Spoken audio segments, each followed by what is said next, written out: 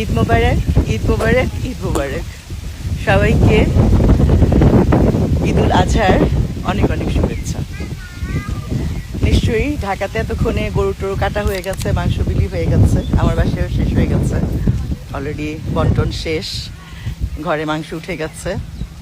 আমাদের এখানে তো প্রচুর মুসলিম আছে, হয়তো মুসলিম বাড়ি ঘরে কোরবানি হচ্ছে, বাট এখন বাজে 1:30 দুপুর, ভীষণ রোদ, প্রখর রোদ। তো সবাই আমরা পুলে, বাচ্চারা পুলে খেলছে, আর সবার বাচ্চারাই ফয়না যারা আছে পুলে নেমেছে সকালবেলা ব্রেকফাস্ট করে। আমরাও এখানে বসেছিলাম, এত সুন্দর ওয়েদার, এত সুন্দর বাতাস,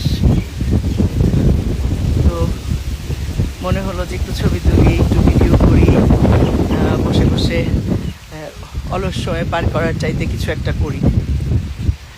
বাচ্চারা এতক্ষণ বই পড়লো, ব্রেকফাস্ট শেষ করলো।